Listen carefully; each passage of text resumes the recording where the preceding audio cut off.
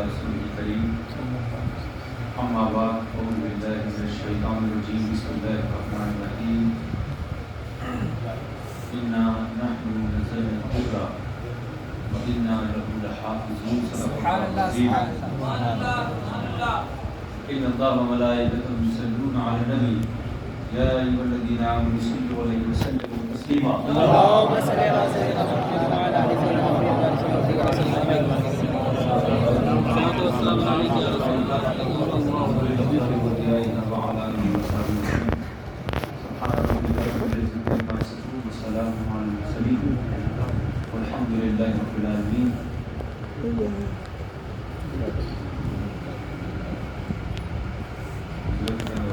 سید غلام نبی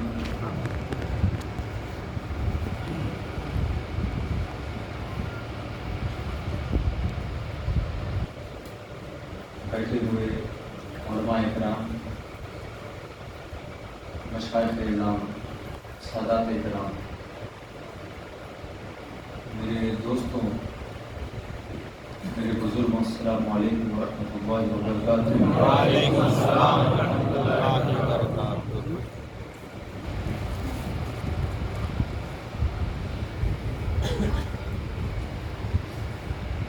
یہاں پہلی بار آنا ہوا ہے.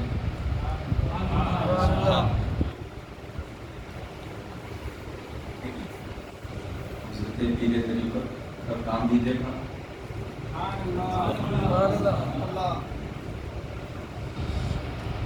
پتا چلا کہ عاشق رسول ہر جگہ موجود ہوتے ہیں اور خود بھی موجود ہوتے ہیں، خود بھی زندہ ہوتے ہیں، دوسروں کو بھی زندہ کرتے ہیں. اللہ ان امور میں، علم میں، عمل میں جو ان کی مدد کرتے ہیں، ہم دعا کرتے ہیں مولا ان کی مدد فرمائے.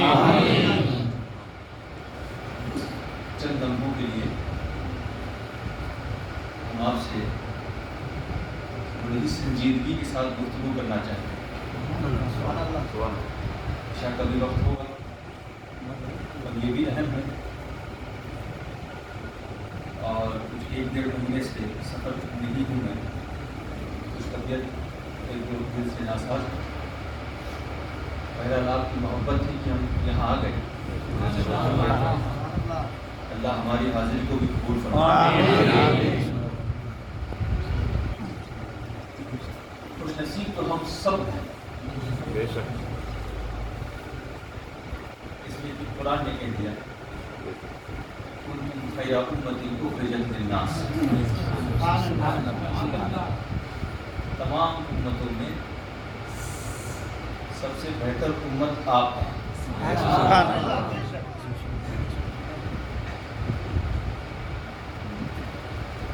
لیکن سوال کرنے والے نے سوال کر ہی لیا، کس نے آپ کو بہتر بنایا؟ کس نے آپ کو بہتر بنایا؟ اس پر غور کرنے کی ضرورت ہے. کیا آپ کے علم میں؟ وہ تو شیطان کے پاس بھی ہے. کیا آپ کی دولت میں؟ وہ تو قارون کے پاس بھی تھی. کیا آپ کی حکومت میں؟ وہ تو ابو جہل کے پاس بھی تھی. آج اسی پر گفتگو ہو جائے. اللہ نے تمام انبیاء کو بھیجا ہے نا، مقامات کے ساتھ بھیجا، عظمتوں کے ساتھ بھیجا، معجزات کے ساتھ بھیجا.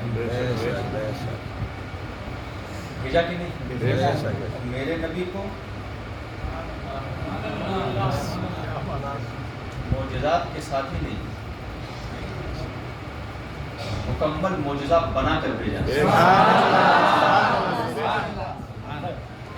نبی کی آنکھیں یہ بھی معجزہ، نبی کی زلفیں یہ بھی معجزہ، نبی کے کان یہ بھی معجزہ، نبی کی زبان یہ بھی معجزہ، نبی کے ہونٹ یہ بھی معجزہ، نبی کا چہرہ یہ بھی معجزہ، نبی کے ہاتھ یہ بھی معجزہ، نبی کا دل یہ بھی معجزہ، نبی کا سینہ یہ بھی معجزہ، نبی احد میں ہے یہ بھی معجزہ، نبی بدر میں ہے یہ بھی معجزہ، نبی جلوت میں ہے یہ بھی معجزہ، نبی خلوت میں ہے یہ بھی معجزہ، نبی طواف کر رہے ہیں یہ بھی معجزہ، نبی حرا میں ہے یہ بھی معجزہ، نبی سور میں ہے یہ بھی معجزہ، اور بتا دوں نبی کا نام محمد یہ بھی معجزہ، نبی کا نام محمد یہ بھی معجزہ، یہ بھی معجزہ۔ آپ دیکھتے رہیے نا، ایک مقام پر مشرکین مکہ طرح طرح کے نام دیتے، کوئی مجنون بلاتا معاذ اللہ، کوئی ساحر بلاتا، یہ تو جادوگر ہے وغیرہ وغیرہ۔ تو صحابہ پریشان ہوتے، ظاہر سی بات ہے پریشان ہونے کی بات، دکھ ہوتا، لیکن یہ ایسا نام ہے، اس کو ایسا نام دیا اللہ نے میرے نبی کو کہ گستاخی کرنے والا چاہے بھی تو نہیں کر سکتا۔ اب وہ مجنون بلائے، ساحر بلائے، تو صحابہ اکرام حضور کی بارگاہ میں حاضر ہوئے، ہے نا، یہ معاملہ ہے۔ اب مشرکین کو یہ خود خیال آیا کہ ہم محمد بھی بلاتے ہیں، مجنون بھی بلاتے ہیں، کوئی محمد ہو تو مجنون کیسے ہو سکتا ہے؟ محمد کی کیا تعریف؟ هو الذی یحمد حمدا بعد حمد، مرۃ بعد مرۃ، کرۃ بعد کرۃ۔ محمد کون؟ جس کی تعریف ہو وہ محمد نہیں، جس کی خوب تعریف ہو، اور جس کی خوب تعریف ہو وہ بھی جس کی خوب تعریف ہو اور بار بار تعریف ہو۔ اب یہ کیسے کہ محمد بھی اور مجنون بھی؟ اگر کوئی محمد ہے تو مجنون نہیں ہو سکتا، اگر مجنون ہے تو محمد نہیں ہو سکتا۔ تو ان کو خود خیال آیا کہ ہم مذاق ان کا نہیں، مذاق تو ہم ہی بن گئے، تو انہوں نے کہا ہم محمد نہیں بلائیں گے، ہم ان کو مذمم بلائیں گے۔ کیا بلائیں گے؟ مذمم، یعنی جس کی مذمت کی جائے، برائی کی جائے۔ تو صحابہ اکرام آئے حضور صلی اللہ تعالیٰ علیہ وسلم کی بارگاہ میں حاضر ہوئے، یا رسول اللہ یہ دیکھیے کہ مشرکین آپ کو مذمم بلاتے ہیں۔ تو میرے نبی بھی مسکرانے لگے، کہا اے میرے صحابہ، کیا تم نے نہیں دیکھا کہ اللہ نے مجھے قریش کے لعن طعن سے کیسے بچا کے رکھا ہے؟ قریش کی برائیوں سے مجھے کیسے محفوظ کر رکھا ہے۔ یشتمون مذمما وَيَلْعَنُونَ مُذَمَّمًا، ارے وہ تو مذمم کو برا برا کہہ رہے ہیں، انا محمد، میں تو محمد ہوں۔ دیکھتے رہیے، اسی لیے جس کی بار بار تعریف ہو، کسی کی تعریف یہاں ہوتی ہے بیلگام میں نہیں، کسی کی تعریف بیلگام میں ہے تو حیدرآباد میں نہیں، لیکن نام محمد صلی اللہ علیہ وسلم۔ کسی کی تعریف کرناٹکا میں ہوتی ہے، مہاراشٹر میں نہیں، مہاراشٹر میں ہوتی ہے، یو پی میں نہیں، لیکن نام محمد۔ کسی کی تعریف ہندوستان میں ہوتی ہے، امریکہ میں نہیں، امریکہ میں ہوتی ہے، یورپ میں نہیں، لیکن نام محمد۔ کسی کی تعریف زمین پر ہوتی ہے، سمندر میں نہیں، سمندر میں ہوتی ہے، جنگلات میں نہیں، لیکن نام محمد۔ مغرب میں بھی ہو، جنوب میں بھی ہو، شمال میں بھی ہو، پہلے آسمان میں اسی کی تعریف، دوسرے آسمان میں اسی کی تعریف، تیسرے آسمان میں اسی کی تعریف، چوتھے پانچویں چھٹے ساتویں آسمان میں اسی کی تعریف۔ اولیاء اسی کی تعریف کریں، انبیاء اسی کی تعریف کریں، ملائکہ اسی کی تعریف کریں، عرش پر اسی کی تعریف، سدرہ پر اسی کی تعریف، جنت میں اسی کی تعریف۔ کیا مطلب؟ تمام مخلوق کے ساتھ ساتھ خود خالق جس کی تعریف کرے اسے مخلوق کہتے ہیں۔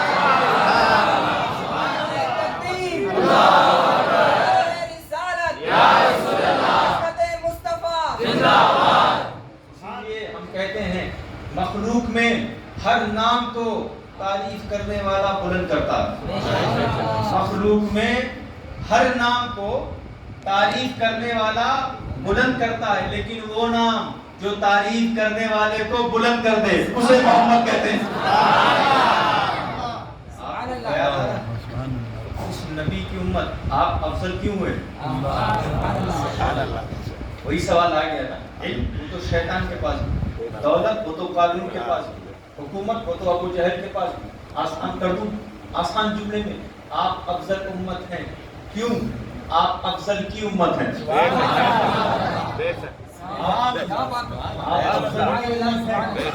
نبی نے آپ کو افضل بنا دیا. اسی لیے دیکھیے دوستوں بزرگوں، اسی نبی پر، اسی نبی کے وسیلے سے،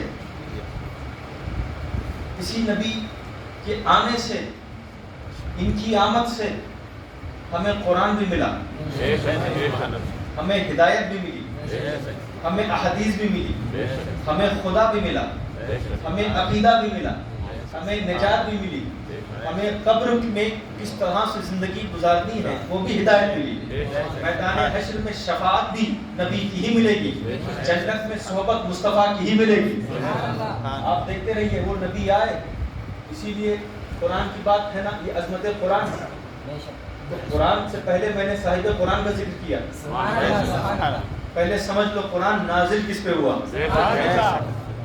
اس پر نازل کس پر ہوا. اور آپ دیکھ لیجئے نا، قرآن تو اگر پہاڑوں پہ نازل ہو جاتا تو پہاڑ ذرہ ذرہ ہو جاتے، ریزہ ریزہ ہو جاتے کہ نہیں. اور مصطفیٰ کے دل پر پورا قرآن نازل ہوا، لیکن پھر بھی بہت میں کھڑے ہیں، پھر بھی بدر میں کھڑے ہیں. اتنا پاک دل ہے، اتنا صاف دل ہے، کیا طاقت و قوت ہے. اور میں بتا دوں قرآن کی بات، علامہ صاحب نے بھی بیان کیا نا کہ نہیں بدلا جا سکتا. وہ شعر تھا، قرآن کو بدلا نہیں جا سکتا.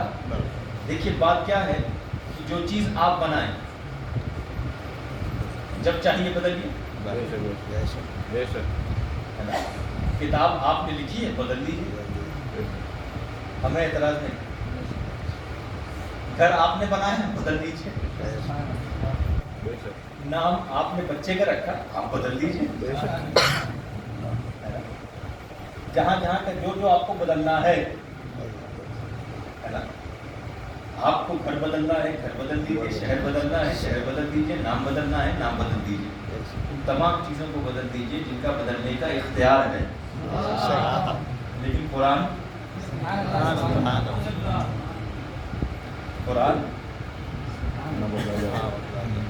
کیا مقام ہے، اسے بدلنے کا کسی کو اختیار نہیں. کیوں؟ یہ مخلوق کا کلام نہیں، خود خالق کا کلام ہے، اللہ کا کلام ہے، اللہ کی کتاب ہے. اسے نہ کوئی بدل سکا، نہ بدل سکتا ہے، نہ بدل پائے گا. اس لیے کہ اللہ نے فرمایا ہم اس کے محافظ ہیں.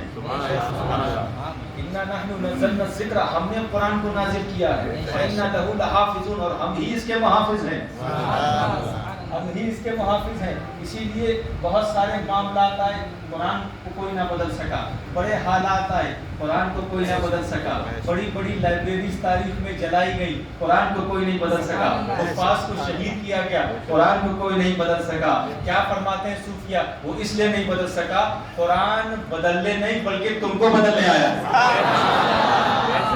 بدلنے نہیں بلکہ جو پڑھ لے وہ ان کو بدلنے آیا. جو قرآن کی تلاوت کر لے سمجھ لے وہ خود بدل گئے، خود بدل گئے. اسی لیے دیکھیے اسے معمولی نہ سمجھیے گا، ہے نا. اور بھی کتابیں ہوتی ہیں نا، تو اب کبھی آپ نے دیکھا کہ فرش پہ کتاب گر گئی تو آپ اٹھاتے ہیں نا، کوئی بھی کتاب آپ کہتے ہیں بالکل اٹھا دو ٹھیک ہوتا ہے. اس سے آپ کا کیا فائدہ ہوا آپ کو نہیں معلوم. میں تو سمجھتا ہوں کہ دنیاوی کتابیں تو فائدہ کتابی کا ہو گیا، ورنہ پتہ نہیں کون کچل کے چلا جاتا. اچھا مان لیجیے اس کتاب کا ایک پیپر ہی گرا ہو تو آپ سوچیں گے اس کا کیا فائدہ، کتاب سے الگ ہو گئی. کچھ لوگ سمجھیں گے نہیں کہاں کی پیج ہے کیا ہے تو اٹھا کے ڈال دیتے ہیں. اب قرآن کا مقام دیکھیے، کثیر تعداد میں اس کی روایت ہے، الگ الگ مواقع کے الگ الگ موضوع کے ساتھ۔ حضرت بشر الحافی کا نام سنا ہوگا، یہ اللہ کے بہت بڑے ولی تھے، لیکن ان کا ماضی کیا؟ شراب بہت پیتے تھے۔ ایک مقام پر شراب کے نشے کی حالت میں جا رہے تھے، راستے میں دیکھا ایک کاغذ پڑا ہے، لکھا بسم اللہ الرحمن الرحیم۔ حالت تو نشے کی تھی، تو اٹھا لیا پیپر، پورا قرآن نہیں تھا، اس کاغذ کو اٹھا لیا، اس کاغذ کو قرآن کی آیت سے نسبت تھی، پھر اسے صاف کیا، گلاب کا پانی لائے صاف کیا، پھر خوشبو ڈالی، بلند جگہ پہنچا دیا۔ اور ہوا کیا؟ ہوتا کیا ہے؟ یہ معاملات آئے، جب ہوش میں آئے تو حکم و اللہ کی طرف سے الہام کہ بشر انہوں نے میرے نام کو خوشبو لگائی اور اسے بلند کیا، میں نے اسے قبول کر لیا، میں تیرے نام کو دنیا آخرت میں بلند کروں گا۔ ارے وہ دوسری کتابیں ہیں جنہیں اوپر کر کے کسی کا کیا فائدہ ہوتا ہے نہیں ہوتا وہ جانے، یہ قرآن ہے جس کی ایک آیت کو بلند کر کے گناہگار ولی ہو جاتا ہے۔ ایک آیت کو جس نے اوپر کر دیا وہ بلند ہو گیا۔ اچھا اس مقام پر دیکھیں نا، ہم نے کہا قرآن کو کوئی نہیں بدل سکتا، اللہ نے کہا ہم اس کے محافظ ہیں، ہے نا؟ اچھا کتابیں تو دوسری بھی ہیں، انجیل بھی اسی کی کتاب، زبور، توریت، تو اس میں تحریف ہوئی کہ نہیں؟ لوگوں نے کچھ معاملے نکال دیے، کچھ اندر اپنے حساب سے ڈال دیا، تحریف ہوئی، بدل دیا۔ اچھا انبیاء بھی آئے کہ نہیں؟ کچھ کو شہید کر دیا گیا، اس کی باتیں نہ مانی گئی، اس کو پریشان کر دیا گیا، لیکن جب بات قرآن کی آئی تو اللہ نے کہا ہم نے ہی نازل کیا، ہم ہی اس کے محافظ ہیں۔ اور جب بات نبی کی آئی تو کہا واللہ یعصمک من الناس، یا رسول اللہ اللہ آپ کی حفاظت کرے گا لوگوں سے۔ قرآن کی بات آئی تو کہا میں محافظ ہوں، رسول کی بات آئی کہا میں محافظ ہوں۔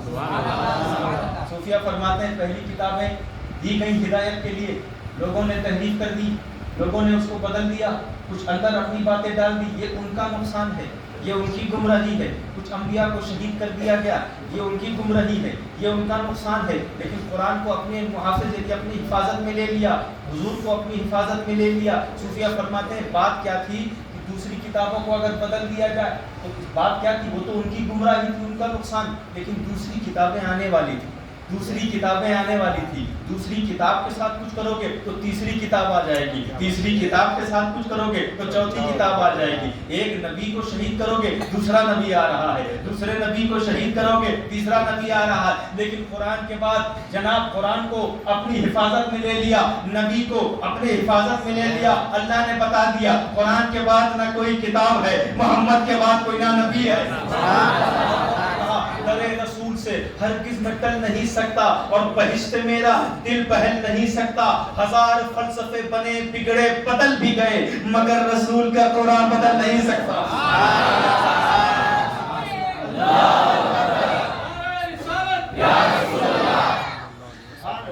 اس کو کوئی نہیں بدل سکتا، اپنی حفاظت میں لے لیا۔ کیوں؟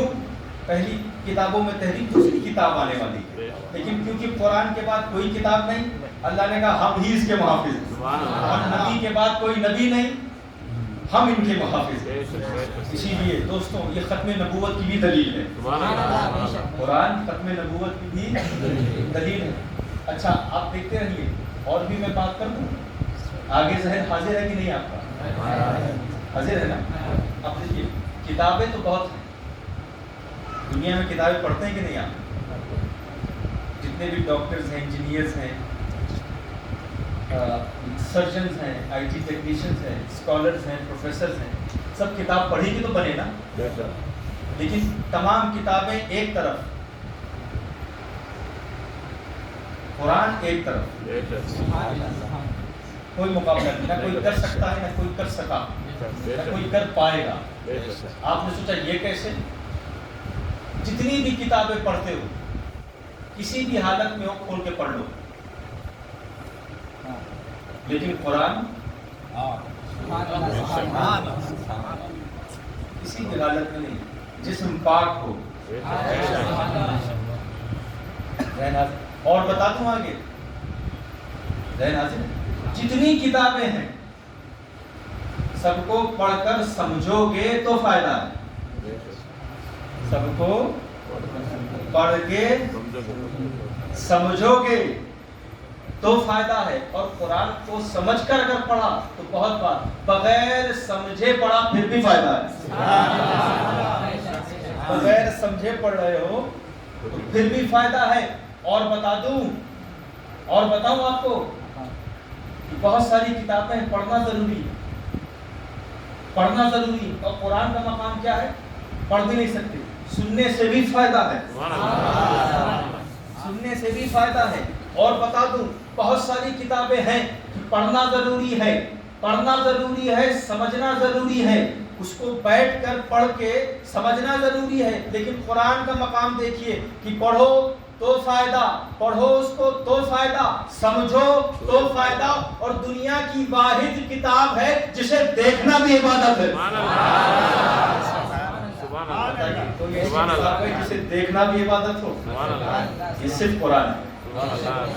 جسے دیکھ لو, اگر کوئی پڑھ بھی نہیں رہا, دیکھ رہا ہے نا, پھر بھی ثواب مل رہا ہے. کیا مقام ہے, کیا بلندی ہے, کیا عظمت ہے اس کتاب کی. اس لیے آپ دیکھتے رہیے. اور بھی میں اپنی بات کو آگے کروں ہے نا. حضرت داؤد پر زبور نازل ہے نا, میں المختصر بیان کر رہا ہوں. جب وہ اللہ نے ان کو ایک ایسا مقام عطا کیا کہ جب وہ زبور کی تلاوت کرتے تو پرندے رک جاتے ہیں, نہریں جو ہیں وہ تھم جاتی ہیں, جانور اسے سننے آتے, شجر و حجر سننے آتے. کیا مقام تھا, کیا بلندی تھی, کیا آواز تھی, کیا تلاوت تھی. اور یہاں دیکھیے آپ کا مقام دیکھیے. حضرت حسین کی ایک روایت فرماتے ہیں کہ میں قرآن پڑھ رہا تھا ہے نا, تو حضور صلی اللہ علیہ وسلم کی بارگاہ میں حاضر ہو گئے. یہ بات بتائی کہ میں قرآن پڑھ رہا تھا, اتنے میں جب میں نے تلاوت کی تو جھولے پہ میرا بچہ لیٹا تھا. میں نے جب تلاوت کی میرا جو گھوڑا تھا اس کے ہلنے کی, اچھلنے کی آواز آئی. میں تعجب میں آ گیا, پتہ نہیں بچے کو نقصان نہ ہو گیا. میں نے تلاوت بند کر, پھر میں نے پڑھی کہ رویہ آدمی. پھر میں نے جب دیکھا تو باہر گیا کمرے کی, تو دیکھا میرے گھر کے اوپر سے ایک نور کی قطار ہے آسمان تک. اس کی آسمان تک نور ہی نور, سورج سے زیادہ روشن. حضور صلی اللہ علیہ وسلم نے فرمایا اسے یہ کیا کرنی میں تھے, جب تم تلاوت کر رہے تھے تو فرشتے آئے تھے سننے, فرشتے سننے. اور اگر صبح تک کرتے نا, صبح تک رہتے گھر میں. وہ تو ان کا مقام, کیا بلندی. زبور کی تلاوت ہو, حضرت داؤد کرے, حضرت داؤد کرے تو پانی تھم جائے, جانور آ جائے, پرندے سننے آ جائیں, پانی سننے آ جائے, پیڑ سننے آ جائے, پہاڑ سننے آ جائے. یہ تو نبی داؤد کا مقام ہے. لیکن مصطفیٰ کا مقام دیکھو, قرآن کا مقام دیکھو کہ امتی تلاوت کرے تو فرشتے سننے آ جائیں. دیکھنے امتی تلاوت کرے تو فرشتے سننے آ جائیں. کیا مقام ہے.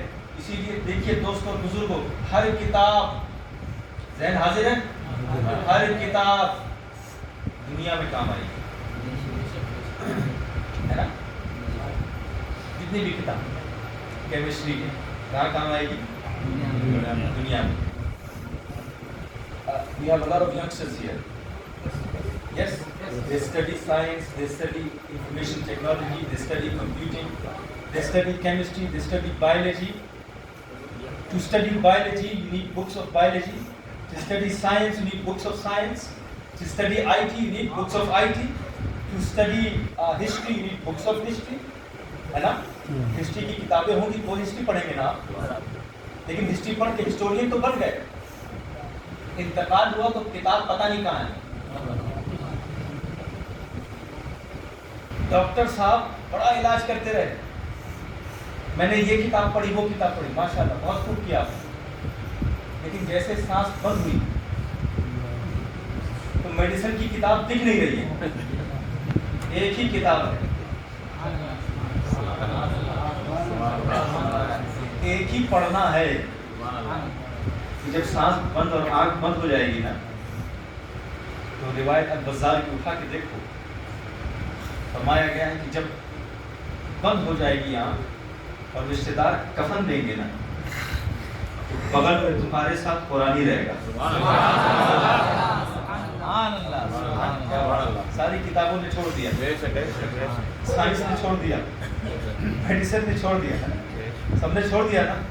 रिश्तेदार भी छोड़ नहीं जा रहे हैं, रिश्तेदार भी छोड़ रहे हैं, नहीं आएंगे, कफन पहना रहे हैं, जल्दी निकालो इनको, वक्त हो गया, नौकरी कल करने जाना, कल तिजारत कर दी है, कल यहाँ जाना वहाँ जाना, एक ही कुरान बगल में खड़ा है, जनाजा उठाया सीने में आ गया, तुम तिलावत करते थे ना, आ गया, तुम्हारे साथ आ गया, तुम्हारे पास आ गया, है ना। फिर जब तुमको दफना दिया गया, फरिश्ते आए ना अंदर सवाल करने, वहाँ खड़ा हो गया, वहाँ खड़ा हो गया। सूफिया फरमाते देखिए, दुनिया में भी काम आया, कब्र में भी काम आ गया। गोया कब्र में आके कुरान ने बता दिया, दुनिया में तुमने मेरा साथ नहीं छोड़ा था, कब्र में मैं तेरा साथ नहीं छोड़ा।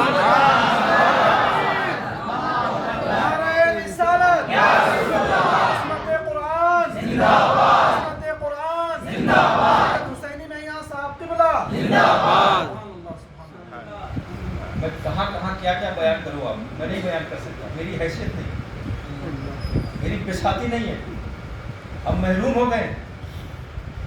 अरे किसी ने जो भी किया हो, हमारा रवैया क्या हुआ, आज हम गुस्से में हैं, ये कुरान के बारे में ये कहा जा रहा है, वो कहा जा रहा है, हम दूर हो गए। हम अपना हिसाब करें, हासिबू अनफुसकुम क़ब्ल अन तुहासबू, हज़रत उमर ने फरमा दिया था अपना हिसाब करो, इससे पहले मैदान हश्र में तुम्हारा हिसाब किया जाए।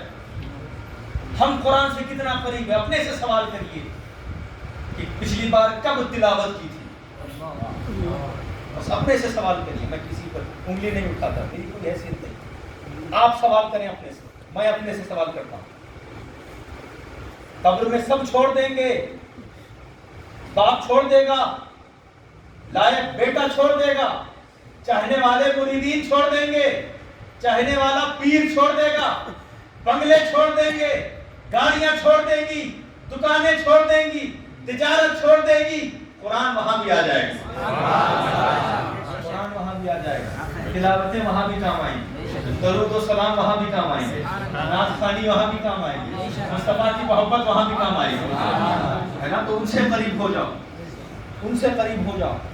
और मैं आपको और बात बता दूं, जहन हाजिर है, मेरे ख्याल से नहीं हाजिर।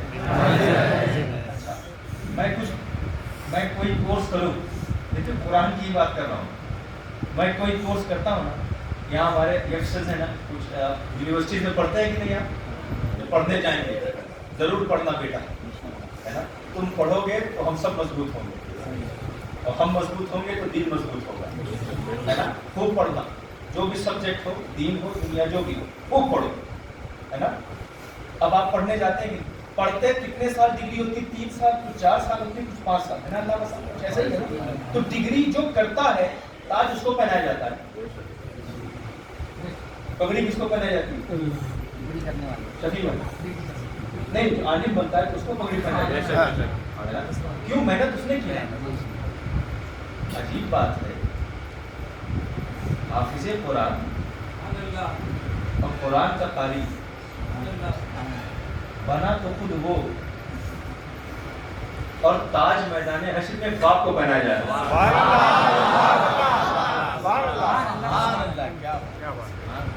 ताज्जुब की बात देखिए, आप मंजूर सवारी वगैरह दीगर हदीस उठा के देखें, रिवायतें मौजूद हैं। अब आप सोचिए, मेहनत उसने की और ताज किसको पहनना चाह रहा, बाप को। तिलावत उसने की, और एक मकाम पर तो ये भी रिवायत है कि वो तिलावत करता जाएगा और बाप जो है वो दर्जे में बुलंद होता जाएगा। पढ़ूं मैं तो फायदा मेरा होना चाहिए ना, साइंस मैंने पढ़ा तो फायदा मेरा हुआ, इंजीनियरिंग मैंने पढ़ी फायदा मेरा हुआ, क्वालिफिकेशन मुझे मिली, डिग्री मुझे मिली, गाउन मुझे मिला, कैप मुझे मिली, दस्तार मुझे मिली, اور یہاں مقام قرآن کی تلاوت کا دیکھیے، تلاوت میں کروں، حفظ میں کروں، بلند میرے والد ہو جائیں، بلند والد ہو جائیں. اب اس سے اندازہ لگا لیجئے کہ جب والد کا بیٹا جب قرآن پڑھے تو والد کا یہ مقام ہے، خود بیٹے کا مقام کیا ہوگا؟ اور خود جب بیٹا پڑھے تو اس کا یہ مقام ہو تو بیٹے کو جس نے پڑھایا ہو اس کا مقام کیا ہوگا؟ اور پھر جو بیٹوں کو پڑھانے والے کو جس نے پڑھایا ہو، اس نے اتنے ہزاروں کو پڑھایا ہوگا، اس کا مقام کیا ہوگا؟ اور جس نے ہند میں 90 لاکھ کو پڑھایا ہو اس کا مقام کیا ہوگا؟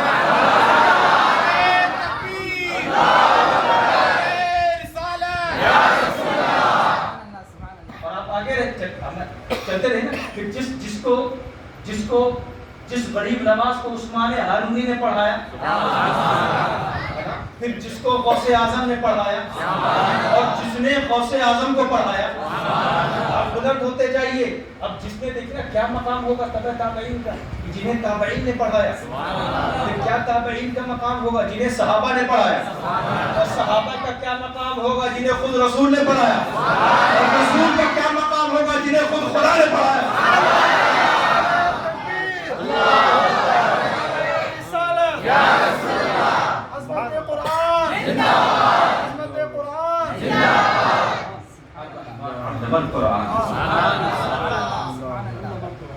کیا کہنے، آپ مقام دیکھ رہے ہیں، آپ مقام دیکھ رہے ہیں. اور بات آگے بڑھاؤں. غالباً ابن ماجہ کی روایت وہ کیا، وہ تو میں بعد میں بیان کروں گا، پہلے ایک تمہید بیان کروں. کورٹ میں، سپریم کورٹ میں جب کسی کو سزا مل جائے، کوئی بچا سکتا؟ سزا دے دی کہ یہ قاتل ہیں، چاہے وکیل ہو وہاں، آپ کا رشتہ دار بچائے گا؟ وکیل بات کوئی نہیں بچا سکتا، سزا ہو گئی. لیکن قرآن کا حافظ اور تلاوت کرنے والا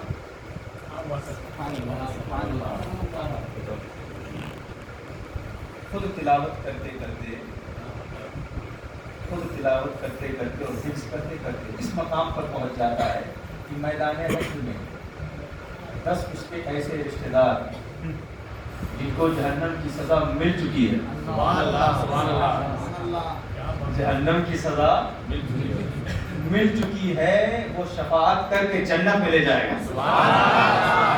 اب یہیں سے سمجھ لو، یہیں سے اندازہ لگا لو کہ جب حافظ قرآن کی شفاعت کا یہ عالم ہے تو مدینے والے صاحب قرآن کی شفاعت کا عالم کیا ہوگا؟ آپ کو سمجھ میں آ رہا؟ قرآن کے قریب ہو جاؤ. یہ جو سوالات کیے گئے نا، ان کا جواب ہی ہے ہم تلاوت بھی کریں گے، سمجھیں گے، تاکہ جب ہم کو کوئی سمجھانے آئے ہم اس کو سمجھا دیں، ہے نا. اسی لیے دیکھیے ہمارے حضرت صاحب بھی یہاں موجود، تمام مشائخ یہاں موجود ہیں، علماء یہاں موجود ہیں. ان سے پوچھ لیں قرآن کتنا ضروری ہے، ضروری ہے کہ نہیں؟ میں تو اکثر بیان کرتا ہوں کہ بہت ساری تحریریں اٹھا کے دیکھنا، کوئی جب اعتراض کرے تو وہ ڈاکیومنٹ لکھتے نا، پورا آرٹیکل لکھا جاتا ہے ڈیفنس میں. اپنے لائر لکھتا ہے کہ نہیں؟ کسی نے آپ پہ کرٹیسائز کیا، آپ پوری تحریر لکھتے، کچھ لوگ پوری کتابیں لکھ دیتے اپنے ڈیفنس میں. قربان جائیے اللہ کے کلام پر، ایک ہی لفظ کافی ہے. آپ نہیں سمجھے گے. معراج کی رات پر مشرکین نے جب سوال کیا تو صوفیہ فرماتے ہیں ایک آیت تو دور، سبحان الذی، یہی کافی ہے. سوال کرنے والے نے کیا کہ بشر کیسے ممکن ہے کہ راتوں رات مسجد حرام سے اقصیٰ، پھر اس سے آگے بڑھتا گیا اور واپس آ گیا. یہ کیسے ممکن ہے کہ جسم کثیف ہے، ثقیل ہے، اور وہ خلا کا سفر کرے؟ سبحان الذی، سبحان اللہ، سبحان اللہ، نہیں سمجھا. پاک ہے وہ ذات جو لے گئی. دیکھیں سبحان الذی میں سارا جواب ہے. سبحان الذی، آپ اسے معمولی ایک ہی لفظ، کیا قرآن کا مقام دیکھیے، اس کتاب کی عظمت دیکھیے، اس کی فصاحت و بلاغت دیکھیے. بڑے بڑے لوگ اس کا جواب نہ لا پائے، اس کی مثال نہ لا پائے، کوشش کی، ہار گئے، ہار کر خود ہی کلمہ پڑھ لیا. سبحان اللہ. کیا مقام ہے، کیا بولے سبحان اللہ. سبحان کیا ہوا؟ تنزیہ اللہ عن کل سوء، اللہ کی پاکی بیان کرنا، ہر عیب سے پاک وہ بیان کرنا. اللہ ہر عیب سے پاک ہے نا. تو جتنے سوال معراج پر تھے صوفیہ نے فرمایا اسی میں جواب مل گیا. یہ کیسے ممکن؟ سبحان اللہ. وہ کیسے ممکن؟ سبحان اللہ. سفر کیسے کیا؟ سبحان اللہ. اتنی رفتار کے ساتھ کیسے گئے؟ سبحان اللہ. کیا مطلب؟ اور کسی نے کہا تو یہ تو سفر جو سب معراج کا تھا یہ تو قانون کے خلاف. سبحان اللہ. کیا مطلب؟ جس نے قانون بنایا ہے نا آج اسی نے بلایا ہے. اسی نے بلایا ہے. دیکھیے محبوبوں کے لیے قوانین بدل دیے جاتے ہیں، بدل دیے جاتے ہیں کہ نہیں. آنکھ کی فطرت جلانا ہے، لیکن جب حضرت ابراہیم جائیں تو گلزار ہونا پڑے گا. سبحان اللہ. یہ خلیل اللہ کی بات ہے. پھر پانی کی فطرت کیا؟ ڈبانا ہے، لیکن حضرت موسیٰ حکم دے تو راستہ دینا ہوگا. کلیم اللہ کی بات ہے. مردہ جب ہے نا، مردہ ہے تو مردہ ہو گیا، مردہ ہے، لیکن جب عیسیٰ حکم دے تو زندہ ہونا پڑے گا. روح اللہ کی بات ہے. تو اب چاند کے بھی 2 ٹکڑے ہونے پڑیں گے نا، سورج کو بھی واپس آنا پڑے گا، پتھروں کو بھی کلمہ پڑھنا پڑے گا، پھر معراج کی رات قوانین کو تھمنا پڑے گا. کیوں؟ حبیب اللہ کی بات ہے.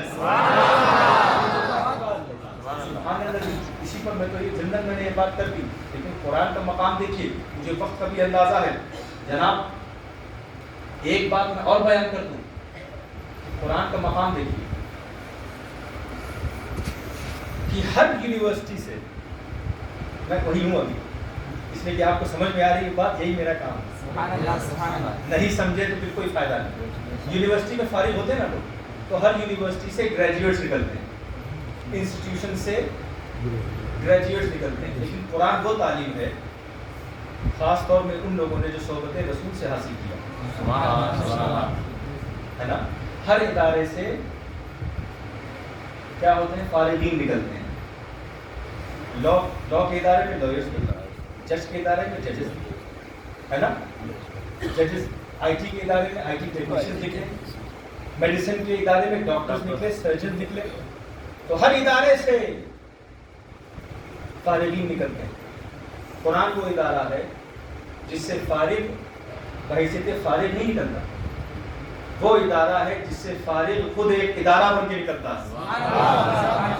خود ایک ادارہ بن، چاہے پھر وہ مرکز صداقت کا ادارہ ہو، یا عدالت کا ادارہ ہو، یا سخاوت کا ادارہ ہو، یا ولایت کا ادارہ ہو، یا فقاہت کا ادارہ ہو. ایک تو ادارے کی میں بات بھی کر دوں جس پر مہر خود میرے نبی نے لگا دی. کیا کہا؟ قرآن مع علی، مع علی مع القرآن. قرآن علی کے ساتھ، علی قرآن کے ساتھ. یہ وہی ہیں جنہوں نے رسول کی صحبت میں قرآن پڑھ کے خود ادارہ بن گئے، خود ادارہ اور ہدایت و شجاعت و امامت کا ادارہ بن گئے.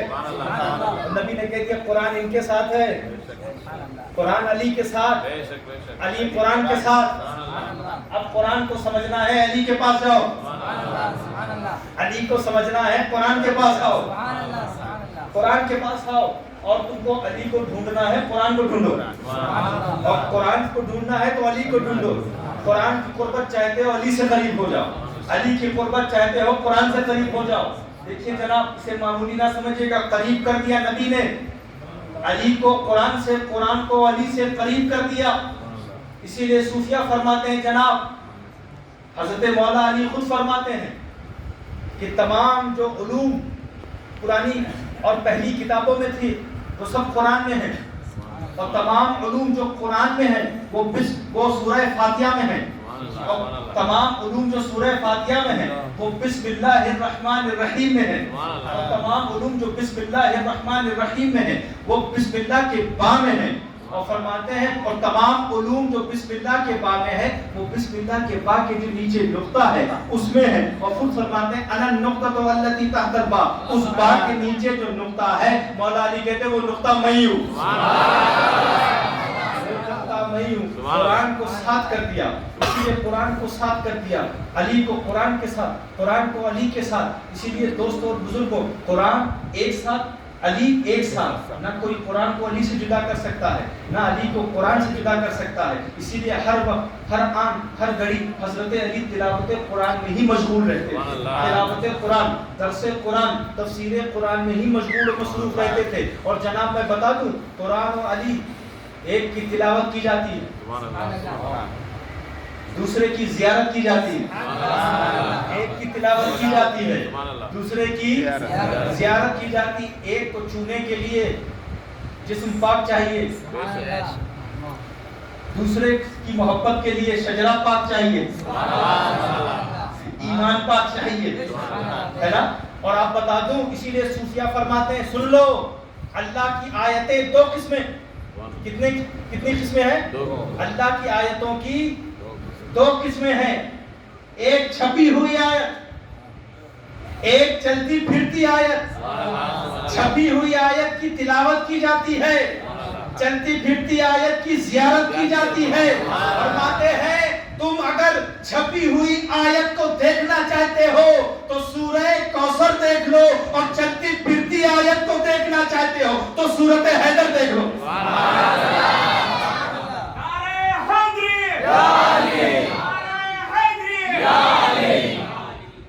آپ کو خیال آ رہا ہے؟ اسی لیے نا نبی نے بھی فرما دیا، انی تارک فیکم الثقلین، تم میں دو بھاری چیزیں چھوڑ کے جا رہا ہوں. ایک اللہ کی کتاب اور دوسرا میرے اہل بیت. اسی لیے ایسا جوڑ دیا کبھی کوئی اہل بیت سے قرآن کو جدا نہ کر سکا، ہے نا. اور قرآن کو اہل بیت سے جدا نہ کر سکا. جب بھی قرآن پر حملہ ہوا اہل بیت بولے، اور جب اہل بیت پر حملہ ہوا تو قرآن بولا. یہ ایسا رشتہ ہے. اسی لیے دیکھیں نا، اتنا قریب کر دیا نبی نے اہل بیت کو، اپنے اہل بیت کو قرآن سے اتنا قریب کر دیا، اتنا قریب کر دیا کہ ہم نے میدان کربلا میں دیکھا کہ جب یزیدیوں نے امام حسین کے گلے کو کاٹ دیا تو گلا، جو کٹا ہوا گلا جو تھا وہ بھی تلاوت قرآن میں ہی مصروف تھا. اور اس تلاوت کو کر کے امام حسین نے یہ بتا بھی دیا، اے یزیدیوں تم میرے گلے کو میرے جسم سے جدا کر سکتے ہو، قرآن کو مجھ سے جدا نہیں کر سکتے. اسی لیے قرآن کے قریب ہو جاؤ.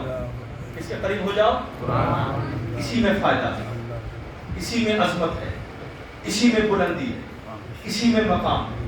صوفیہ فرماتے ہیں تم سمجھنا چاہتے ہو مقام، تم سمجھنا چاہتے ہو دین، قرآن کو دیکھو.